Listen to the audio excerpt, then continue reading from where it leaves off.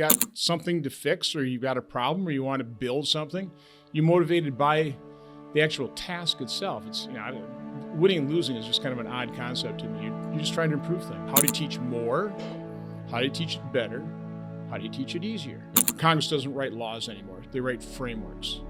It's one of the ways Congress has just offloaded accountability. I mean, the human toll, the economic devastation, what we've done to our kids. I don't think anybody can take a look at that. Hey, that was a smashing success. It was a miserable failure. This is Ron Johnson Unplugged here. I'm telling you, which I always am.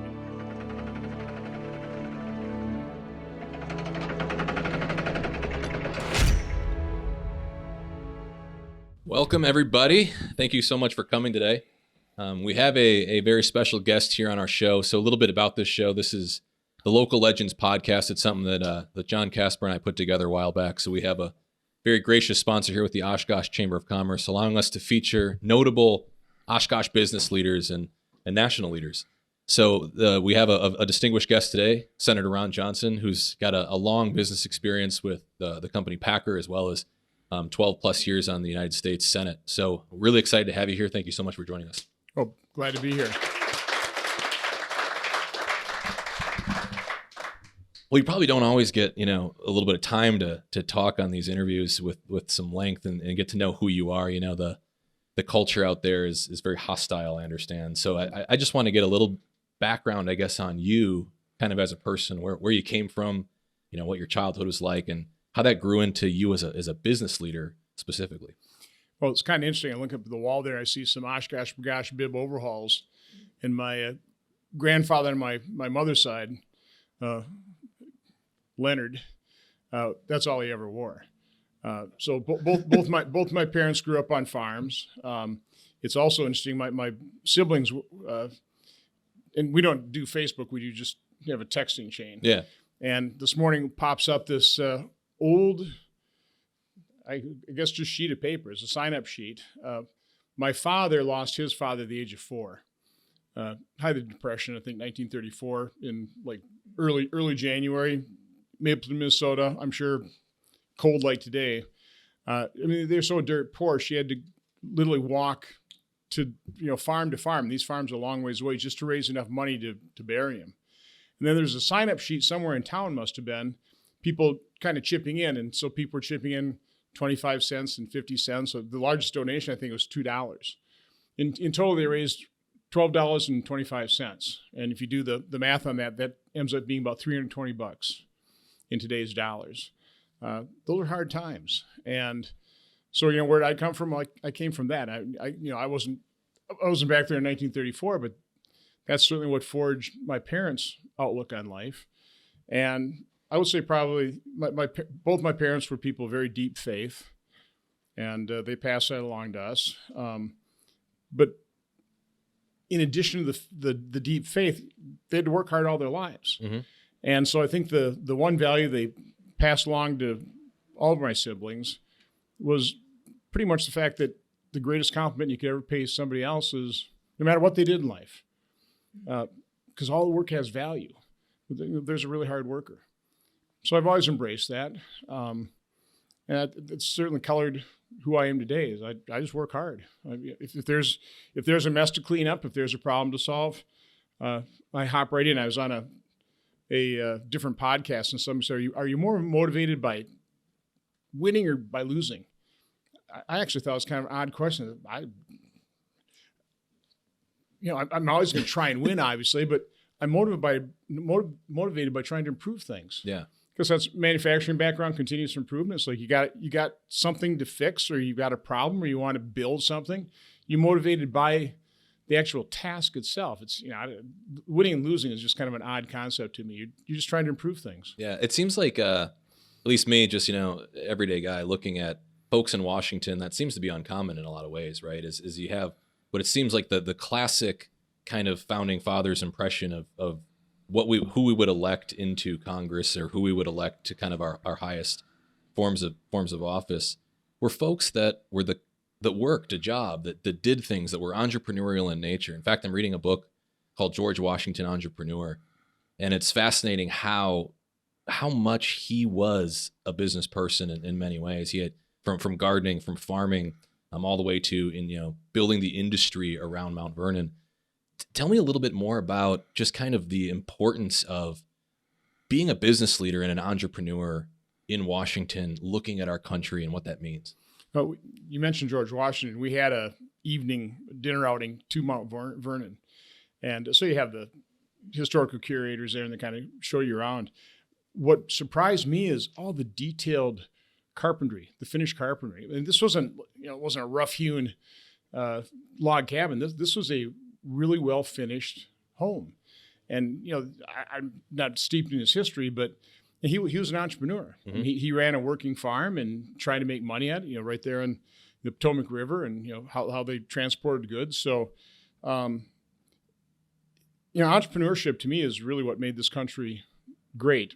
And because it's taking advantage of what the fundamental premise of this nation is, which is freedom. Yes.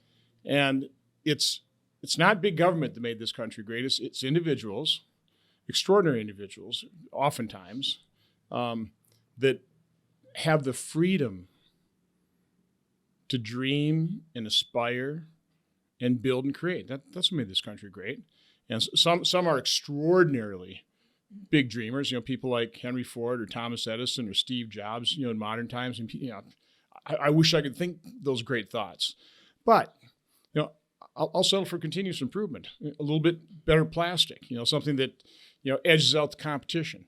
And that's what you have in America. You just have people taking a look at something and go, I could do that better. Or there's a problem with this. I'm going to fix that problem. Yeah. And that's really the entrepreneurial spirit. There's nothing, I always kind of laugh when I hear, these colleges or schools going, we're going to have a class in entrepreneurism. Yeah. Listen, I teach you how to keep the books, there's some basic skills you need to know, but you can't educate, you can't teach someone to be an entrepreneur. It's just something you are. But it doesn't necessarily have to be just in business. I mean, you're an entrepreneur if you're volunteering in local organizations. One thing we have in Oshkosh here is Leadership Oshkosh, which I think is just a great program. Yep. It brings in young people, says you're going to serve on this board for 1 year. And then, generally those people kind of either stay on that board because they learn to love that nonprofit and they'll stay on the board, or they'll enjoy the experience just, socializing with other board members and understanding what the mission of those organizations are, and they may join another one. I think it's a fabulous program. But I mean, those individuals are entrepreneurs too. It doesn't always have to be about a business. It can certainly be about a nonprofit. It's anybody that's got an idea, from my standpoint, to improve things. What advice do you have to folks that might just be kind of hustling along the day to day, but understanding that there's this, almost, in my opinion, an obligation to try to improve or to try to grow? What are some of your thoughts on a message to those folks at all? I think one of the things that always prompted me to improve is whenever there was a problem. In manufacturing, you got problems all the time. You're solving them all the time. When something would hit the fan, the first thought that always crossed my mind, okay, hate dealing with this, but where's the opportunity here? How can I turn this negative into a positive? So I think that's just kind of an attitude in life. Again, that's not overly specific. It's just sort of a general attitude and approach. Like, okay, I don't like this reality. How do I change it? Yeah. I don't like this problem being shoved at me, but I'm going to fix this. And when I fix it, I'm going to make it better, and it creates an opportunity. Where do you think some of those values come from? You mentioned you're a man of faith coming from, kind of a farming background and a family that very modest, humble beginnings. Where do you think learning some of those values of how to improve things, how to proactively go solve problems? Well, in the summertime, our parents would every now and again, offload us to the farm, and it's not like I worked my tail off there, but we would participate in chores, and you just saw. And by the way, the beauty when we started packing in 1979, we still had a lot of farm kids coming into work and working in our plant. You could not ask for better workers than kids that come off the farm. Right. First of all, they're hard workers. They're innovative. They just know how to fix things. Self-reliant. They're used to working. So I think probably seeing my cousins do that and being pretty innovative, obviously seeing my parents who grew up in farms, just work and did everything. My mom, raising kids, she's a full-time mom, but so she would sew little Barbie clothes. It was a little business for her. She sews little bibs in her later years that she just give away, hundreds of them. So again, she was pretty entrepreneurial that way. And then my dad was an accountant, so I didn't get educated in accountancy because I liked accountancy. Accountancy is the language of business. Yeah. If in the end, whether you're in a for-profit business or a nonprofit business, it comes down to dollars and cents. You have to have an accounting. You got to know where you're at, and you got to have more debits than credits. And so again, it's just kind of those basic background things. You talked a little bit about propensity to solve problems, propensity to go after challenges. What were some of those things, kind of before your political career and your business career, that were just notable challenges or stuff that just really you were really proud after that was done? I've always had an affinity to improving education because I hated school. Sure. Just never challenged me. The university system is awful. So when I see something that's bad like that, there's got to be improvement for it. I remember late nights with my brother Dean. We were going to the University of Minnesota at the same time, and you couldn't get classes. So you're delaying graduation because come on, can't you guys figure out a way? Everybody's got to take these classes. You know how many people? There's got to be a way of doing this, right? Right. So I think that just kind of started the process. But I remember Stan Spanbauer when my second oldest daughter left Lourdes to go to North. He called me, and again, he's big into continuous improvement. He's big into total quality management. So he wanted to do an exit interview. Why'd your daughter leave Lourdes? And so then I got sucked into that, and as a volunteer basis. But I never understood in the age of information with all this technology that we weren't using it in schools. It's like, come on, yeah. Same old boring process. I know. So at Lourdes, we started something called the Academic Excellence Initiative, Mm-hmm. and the tagline was pretty accurate description of what we're trying to do. How to teach more, how do you teach it better, how do you teach it easier? Mm-hmm. Now, my brother, we'd started a business called Home Time. It's a PBS series on how to DIY projects in the home. But part of that, the main purpose really was to sell how-to tapes. Okay, so you could get a book on a how-to, which works, but a video worked a lot better. You could actually see in real time how to do something. Mm-hmm. So I always hear pictures worth 1,000 words. Well, a video is really effective. So the example I used to use, and by the way, I got creamed by Ken Burns by saying this one time, I think during my second campaign. I wasn't suggesting replacing high school teachers. What I was suggesting is, just as an example of how you teach more, better, easier.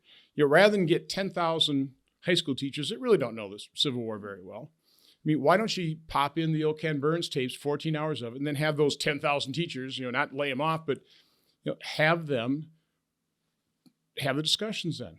Yeah. Because there's no way you're going to hold the attention of a 15-year-old on the Civil War just sitting up there talking at him, lecturing at him.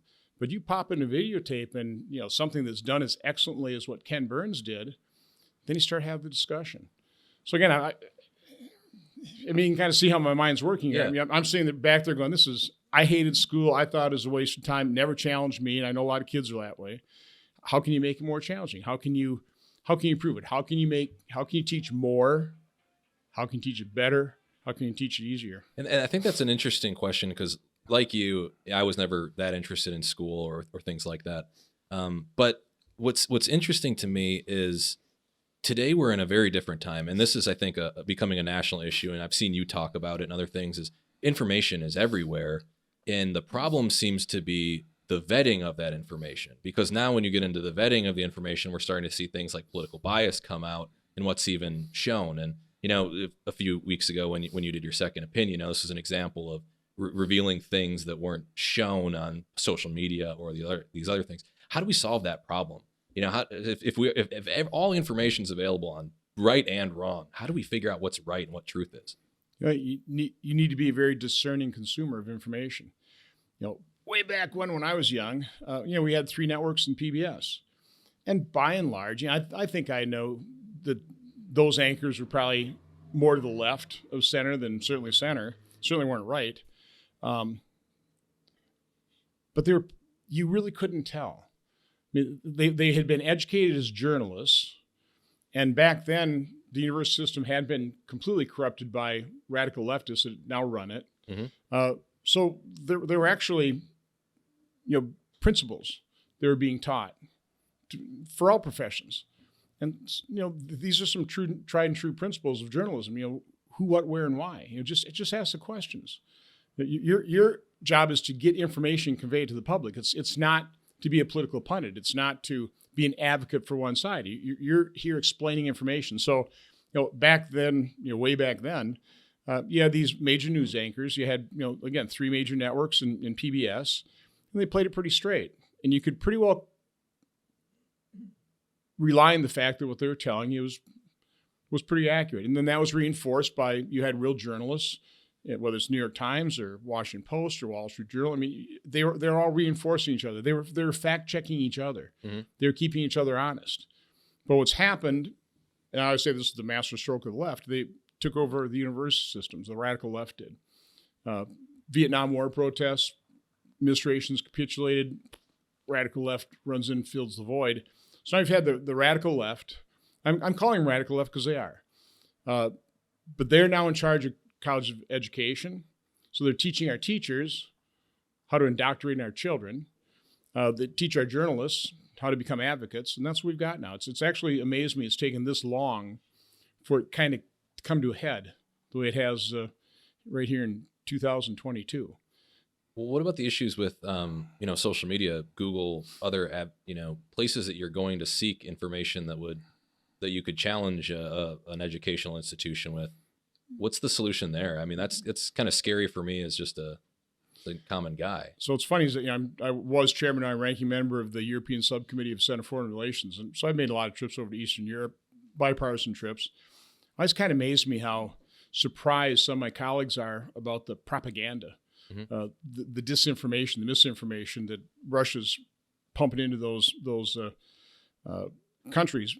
And a big problem is corruption, but they also always complain about the media oligarchs. Mm-hmm. Like that's unique to Eastern Europe. And I kept pointing out to my colleagues, we have our own media oligarchs here. We call them big tech billionaires. So no, the concentration of power now in terms of information, again, they're leftists. They're not conservative. They're leftists.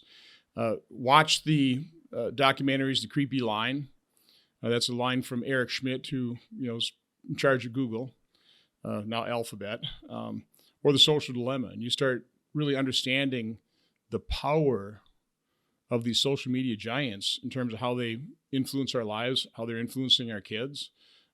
It's really quite frightening. They take a look at some of the research by Dr. Robert Epstein, psychologist from Harvard, Hillary Clinton voter, but he's really been cautioning all of us about how, for example, Google is using its search to manipulate voters, and particularly the voters in the middle, to manipulate them to vote for Democrats, and they've moved millions of votes.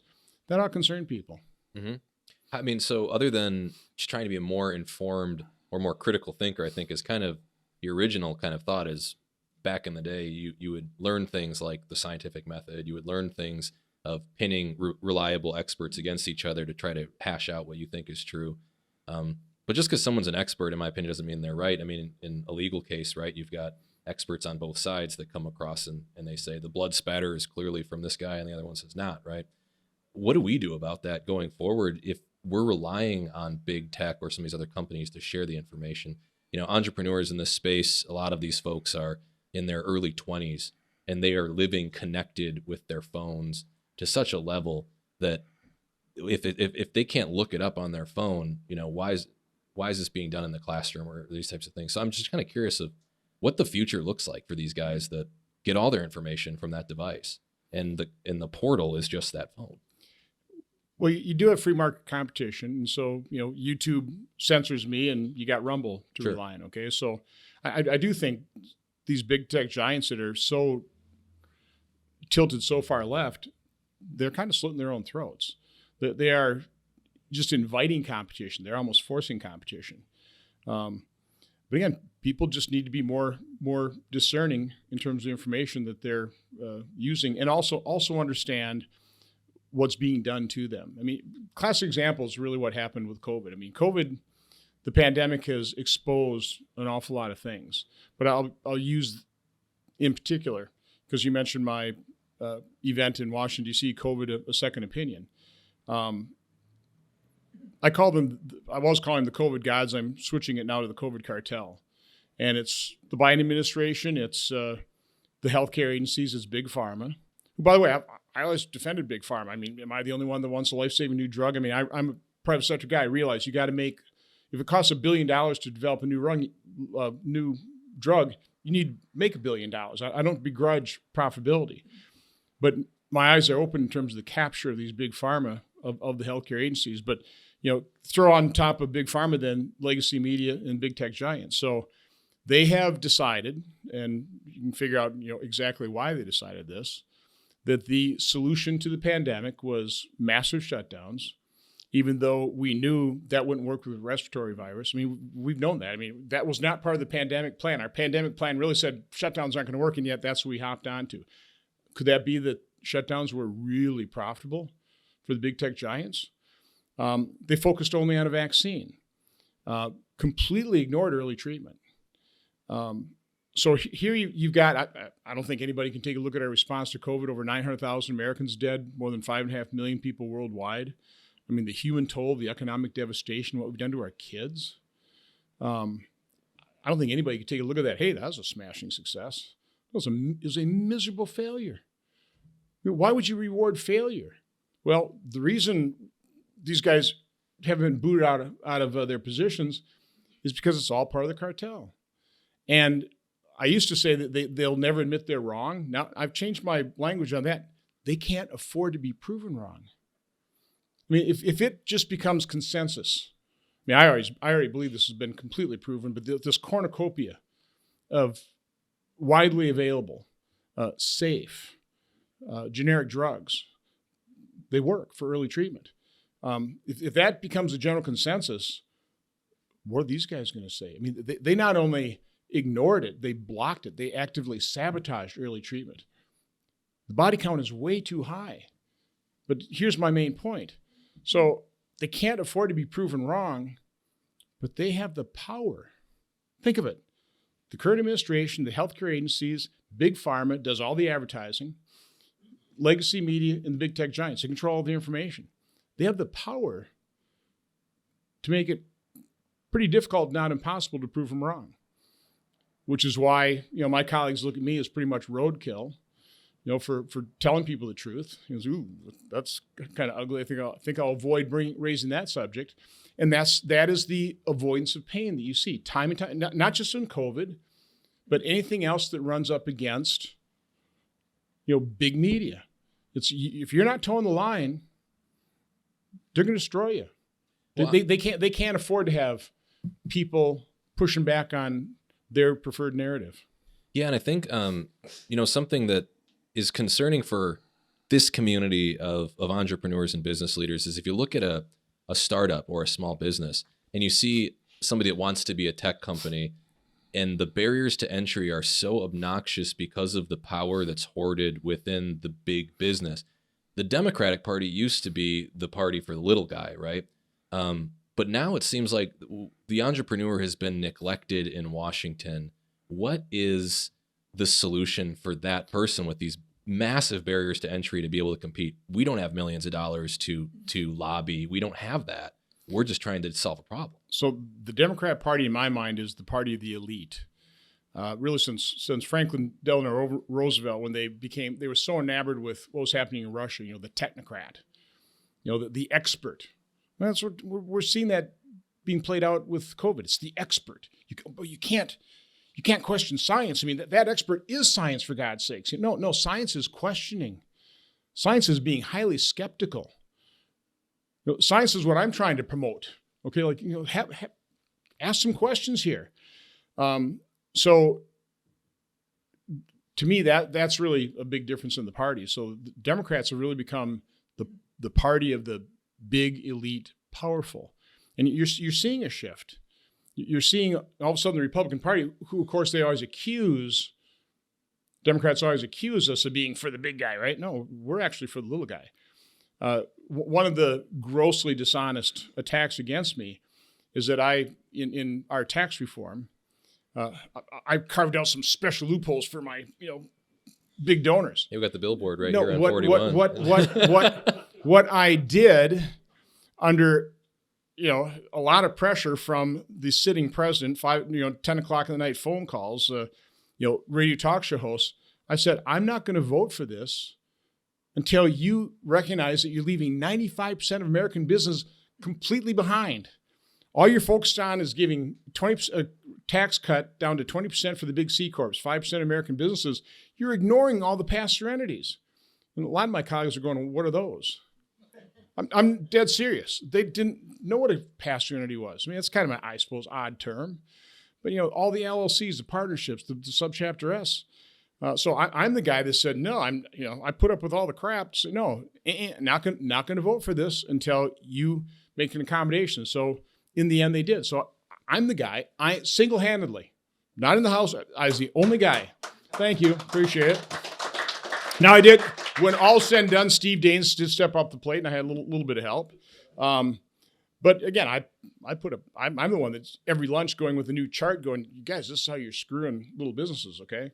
But were it not for me just digging my heels in, all those small businesses would have been completely disadvantaged by the big guys. Mm-hmm. And you look at what we've done with COVID. I mean, I don't know how many hundreds of billions of dollars or trillions the big tech giants grew during that, but also we shut down mainstream businesses. I mean, the big box stores got to stay open. Of course they had to stay open. I was actually asked by USA Today because I had the I was the first guy to make the point that, we tragically lose 36,000 people a year on the highways, but we don't shut them down because we need a transportation system, duh. So when they're talking about all these shutdowns, this is March. USA Today reached out to me, and this is how unfair it is, by the way. It said, hey, Senator Johnson, we see you're against shutdowns. You want to write the op-ed that's counter to our op-ed? Because we're going to talk about that we need shutdowns. Now, they, of course, don't let me see their op-ed. They just give me, a measly little 300 words to write my little piece. Then, of course, they take that and pick it apart. But anyway, so March 30th, 2020, I'm writing an op-ed for the USA Today saying we can't shut down our economy. We shouldn't shut down the economy. Because I knew. I knew how devastating that'd be for smaller businesses. The big guys are going to do just fine. We had to keep something open.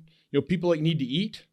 We need to supply our hospitals to take care of patients. You can't shut down the American economy. What they did instead is they shut down and destroyed all the little guys. The big guys did just fine. I mean, it's happening today now. All this massive deficit spending. You think Jeff Bezos is really affected by 7.5% inflation? No. No, who's affected by 7.5% inflation are seniors on fixed incomes and little guys. People at the lower end of the economic spectrum.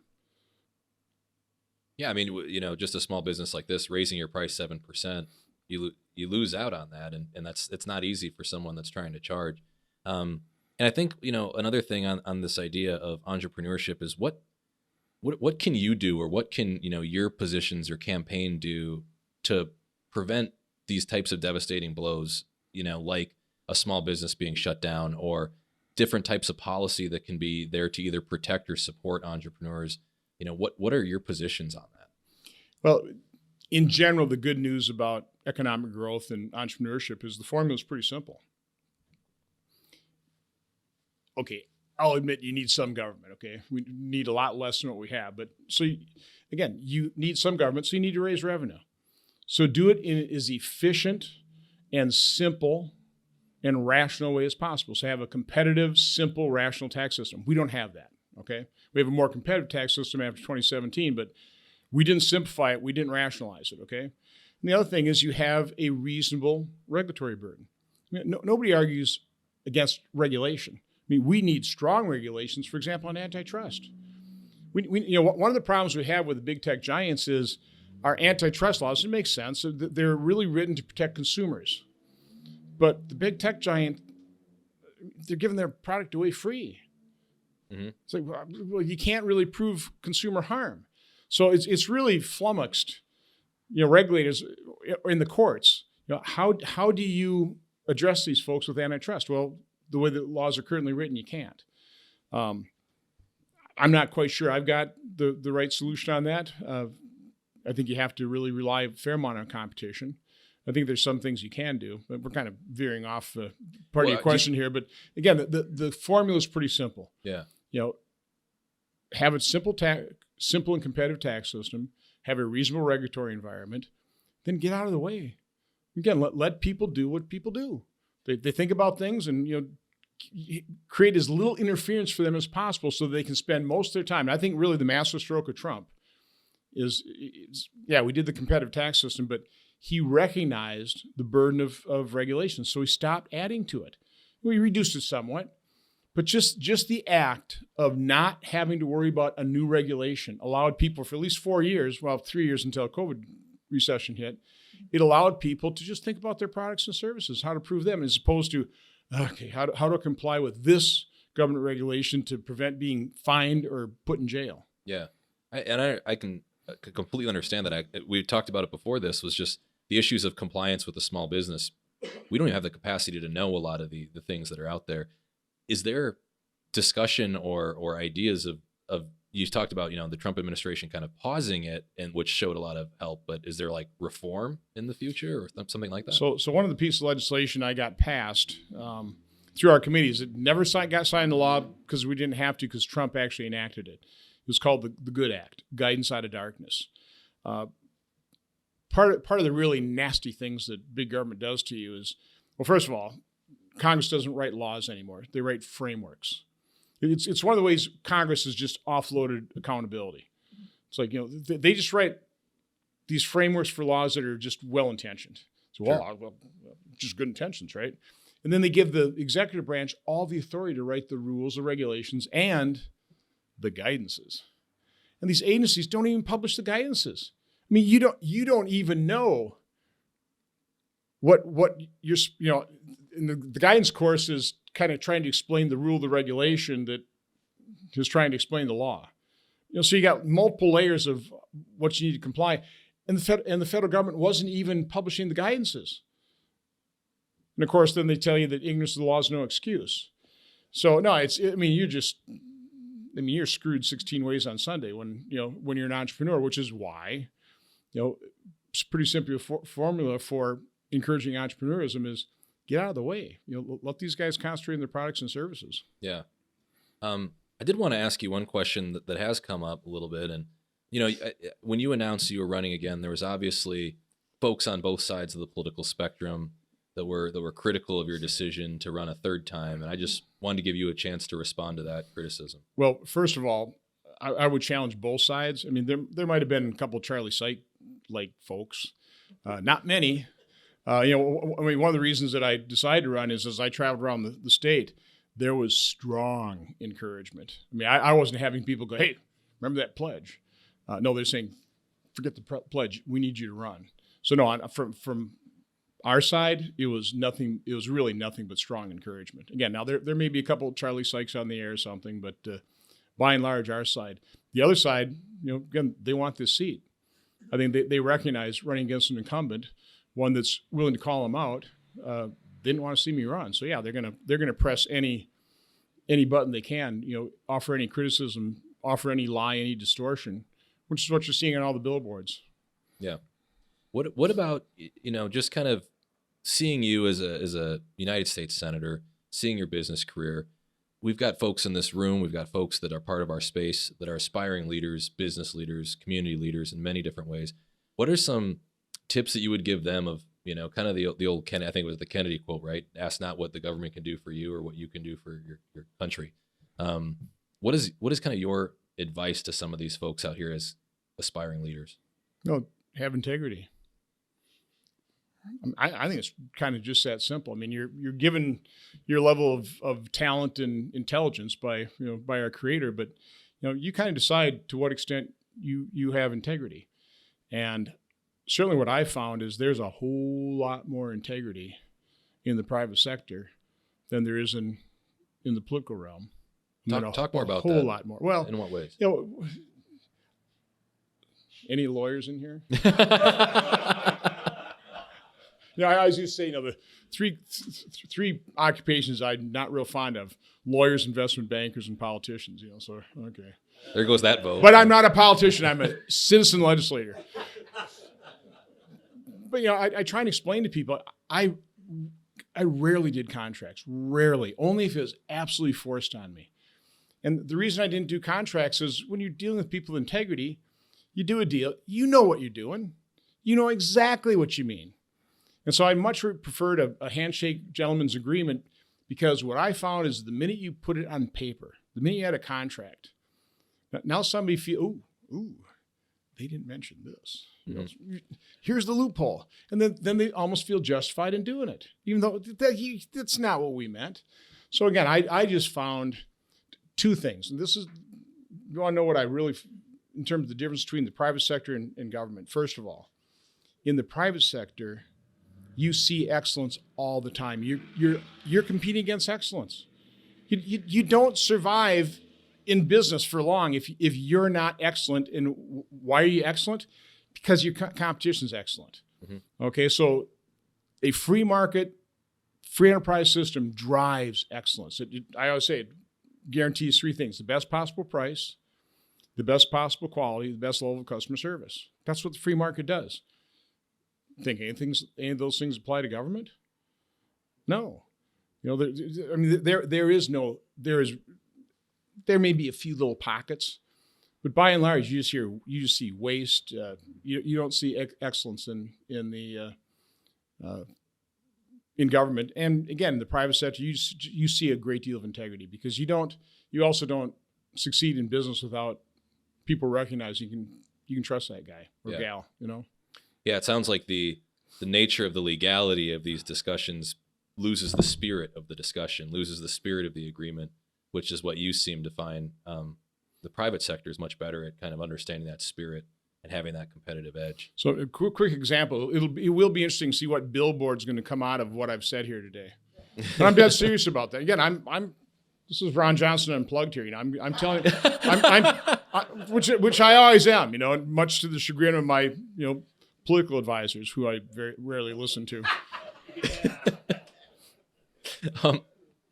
Well, something, of all the kind of policies and information and things that you're running into, what keeps you up at night? What is something that really worries you about the fate of Wisconsin and this country?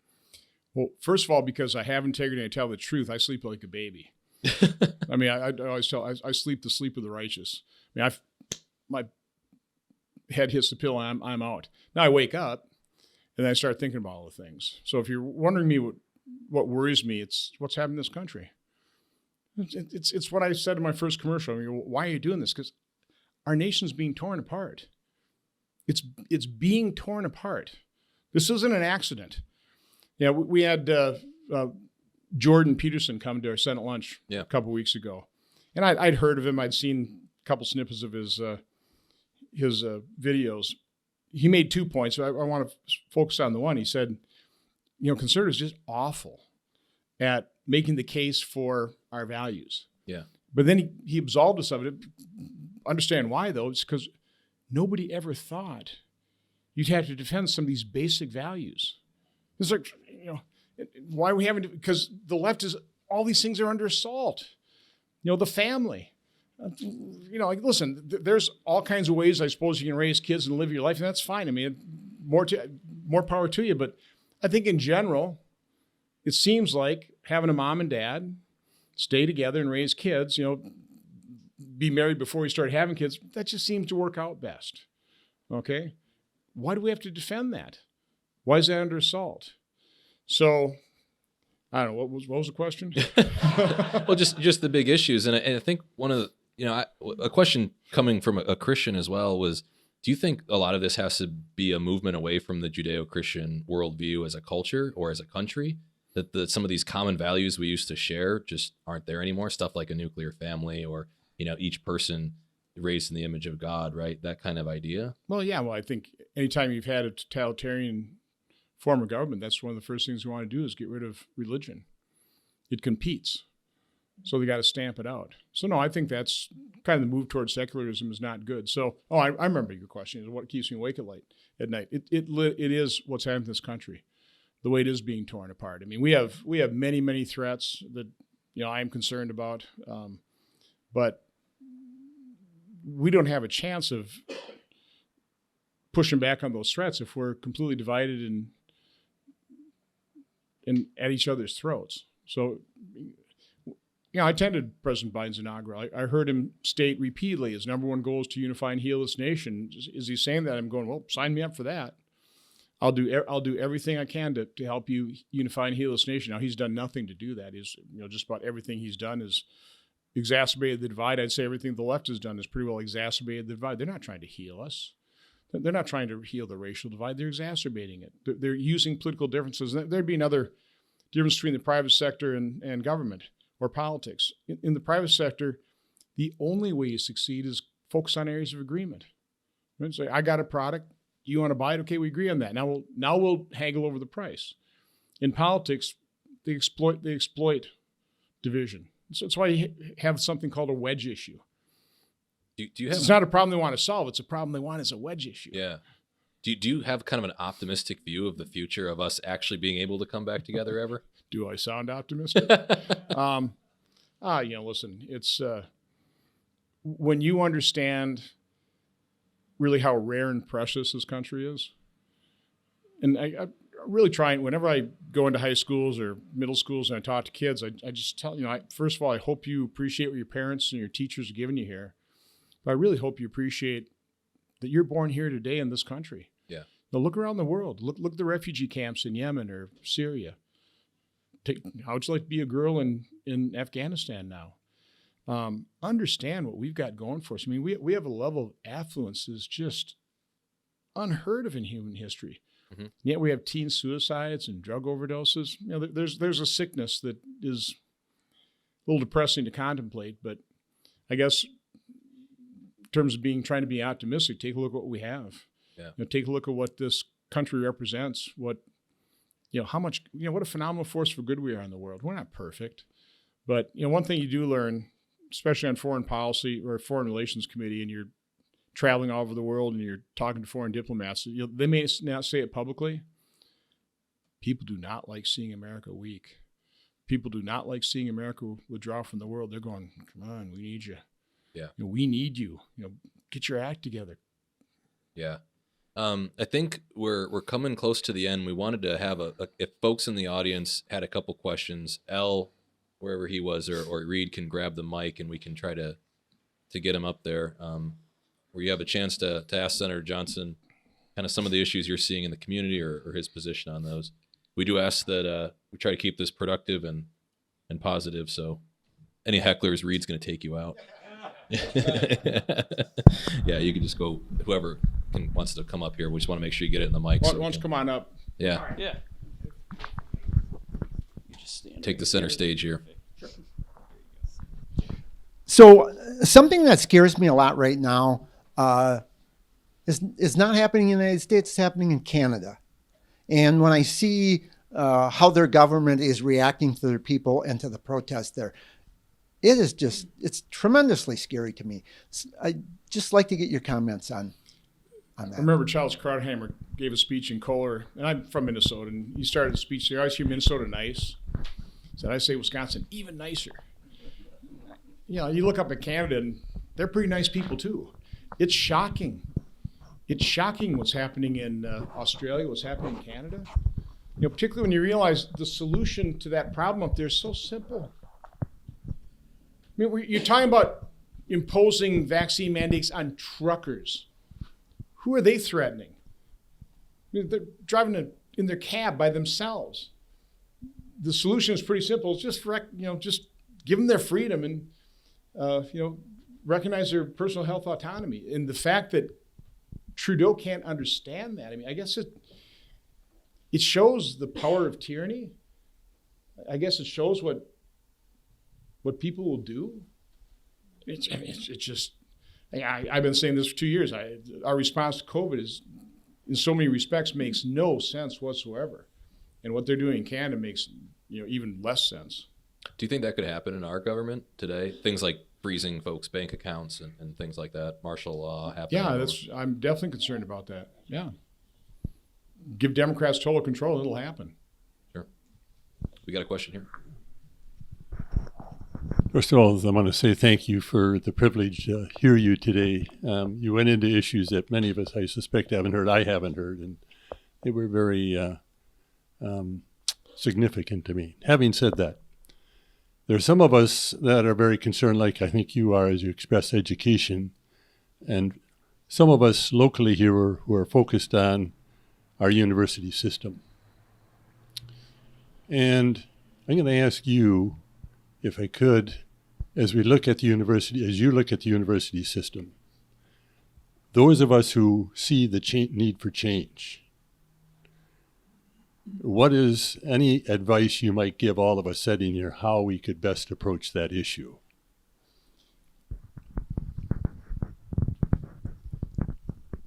As I said, I was not a real big fan. We've actually told our kids, don't send our grandkids to college. Before I decided to do this thing, I brought in Charles Murray. He'd written a book called Real Education. And one of he made 4 points. First of all, ability varies. Like, duh. With that in mind, he says, half are below average. And I'll tell you, on the PI Council, the Partners Education Council, the educators hated hearing that. I mean, they just didn't want to, no, ability varies, just mathematically, half are below average. The third point he made, they really railed against, which is too many kids go to college. And I'd agree with that point. The fourth point, he said, we just got to do a much harder, much better job challenging the top 10%, but lay that aside. I think we've done an enormous disservice to our children for decades now, saying you got to get a college degree. Listen, I'm regardless of what I said, I'm all for higher education. I'm all for people if you want to get a 4-year degree, hopefully something that can turn to like a productive life for you, even better.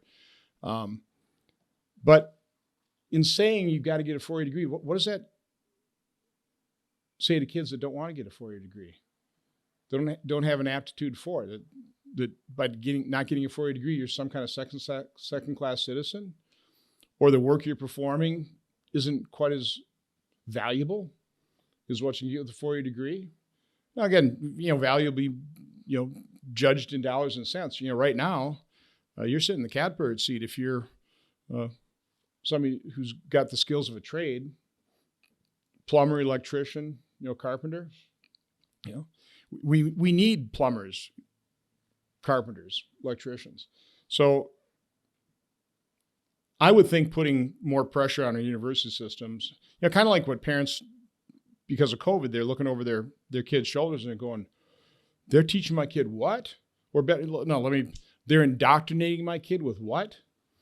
So I think we need to do, as parents, we need to do a much better job at looking at what is being taught in the university system. And all you really have to do is look at the syllabus, look at the course offerings, and go, what? What courses are my kids taking for? And by the way, I'm sure I really ticked this. I won't mention the college. The college would bring their students in to lobby me. I mean, literally, which is kind of sick, okay? Get these little 18, 19-year-old kids with their asks. And so I kind of throw them off. I say, hey, just real quick. So how much are you paying for tuition? And then they'll say outrageous numbers, like $50,000, $60,000 a year. And I go, whoa, so you really think it's worth that? And then you just see the people that brought him into lobby just cringe. But I think more parents have to ask that question. It's like, how much are you charging my kid? For what? What degree are you going to bestow on him? What fill-in-the-blank studies program? No, we got to ask some real hard questions. And of course, all the student loans, fostered by the federal government, what we enticed we enticed our children to collectively incur $1.7 trillion in debt. Now, I'd say right underneath talking to a Gold Star parent or a parent who lost their child to a drug overdose, so the parents will come up to me with an envelope, say, Sandra, can you help me out here? And I've gotten letters literally of their son and daughter-in-law, $300,000 in debt, been paying it off. No, they've been trying to pay it off for 10 years, haven't even made a dent in it. We have buried our children, not only in our collective debt, $30 trillion, we've buried them in their own personal debt, telling them they all got to get a 4-year degree, and then not monitoring at all what those degree programs actually are and how valuable they might be. So no, we've done a real disservice. Yeah, I'm quite critical about our university system, in addition to the fact that then they're indoctrinating our children as well. Sure. Get the mic here. Just ask you to stand up. So on that subject, having 2 recent graduates and they were fortunate to have grants and work through things, but had they not, they'd be $100,000 in debt each for UWM education. And guaranteed student loans, right? With or without me, they would have got the money and hung themselves. And so is there any way possible to to have to get through underwriting for a student loan the same way you'd have to get through underwriting on a business loan? It would have been so much better had we done that, because we could have subsidized the bank loans to make it more reasonable, but still the banks would have put more discipline saying, okay, well, we'll give you a loan, but let's take a look at your, aptitude for this. Let's take a look at what your degree program is going to be. Let's kind of follow how you're performing. I mean, there again, just like there'd been covenants to the loan, right? There would have been a greater discipline. And so my first finance class in my MBA program had a professor. He's a pretty interesting guy. He said, okay, before we talk about all these complex concepts, I want to talk about debt. He said that there's a reason they call a debt instrument a bond. Because when you put yourself in debt, you put yourself into, and then very dramatically say, you put yourself into bondage. And nobody wants to be put in bondage. I mean, I actually learned, I was listening to him that day, But we've collectively put our kids $1.7 trillion into bondage. And it's just awful. It's awful what we've done to our kids. And then how do you get them out of it? It's not fair to kids that didn't go to college or that paid off their loan to say, oh, okay, well, we kind of screwed up. We're going to forgive $1.7 trillion. I mean, there's not a good solution. I would like to try and find something, because it's hard to, you can't really blame these 18, 19-year-old kids who were enticed. Nobody told them, hey, by the way, you're going to have to pay this back. This is going to be such a burden on you. You may not be able to start a family. You may not be able to buy a house. We're going to put you so far in the hole that it's going to be a hard time digging that. I mean, we should have been parents. We should have been advising our young people not to do that. Instead, we enticed them to do it. I think it's one of the things that aggravates me the most about what government has done to people. Not, whatever. I think we got time for just one more question, then we're going to have to wrap up. So if we got one more here. I'm going to have to give my political advisors this tape before it gets out. They're already ceasing. It's going to be like my oversight productions, all redacted. It's going to be just no audio, no video, and say, well, that was not very interesting. Thank you, Senator. I was just wondering if John Dewey would be happy with the results that we have today, number one. But number two, it seems like a part of our problem is that we have lost local control over our curriculum, and therein lies a lot of the difficulties we face.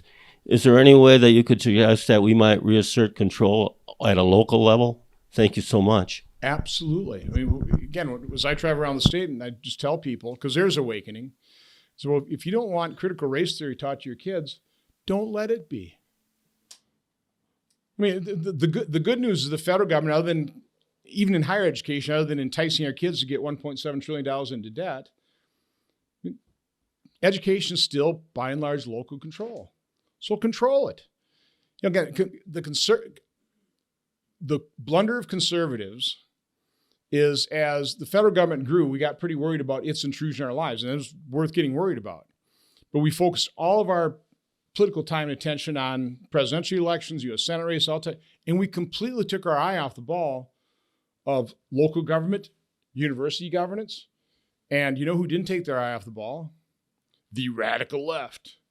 So they've taken over. Now it's going to take a while. They're not going to give it up easily. They're going to be, they'll be screeching as loud as you can possibly see. But hopefully, like Mark Levin says, Americans must awaken to the urgency of the moment. This is a hinge point. Are we going to recover from this? Are we going to continue down this path? I think the good news is, I think most people kind of on the right side of the equation here. I think most people do recognize that America is a phenomenal force for good, that freedom is crucial. And let's face it, a million of the finest among us fought and died for it. So I think that we do understand that. And oh, by the way, people coming in this country, I don't condone the illegal immigration, but they're coming in here and they've got an appreciation for America, probably in many instances better than a lot of people that are just used to it and just want to gripe about it. It's that influx of it should be a legal system, but it's that influx of people that are coming here because they recognize what is unique about America, what is so unbelievably precious about this country. So I don't know how you spark that in the current population. I think the disaster of Democratic governance is certainly a spark. I think you're seeing that in the opinion polls, that the overreach. So again, hopefully people are paying attention. This is a master's class in the results of Democratic governance. So if you're not paying attention, I don't know what'll wake you up. Well, that is going to conclude today's episode of the Local Legends podcast featuring Senator Ron Johnson. Senator, thank you so much again for your time today. Thank you. Appreciate the opportunity. Thank you. We've got some light hors d'oeuvres over here, and one more thank you as well to the Oshkosh Chamber of Commerce for helping us put this all together today. So thank you again. Thank you. Hey, thank you. Thank you.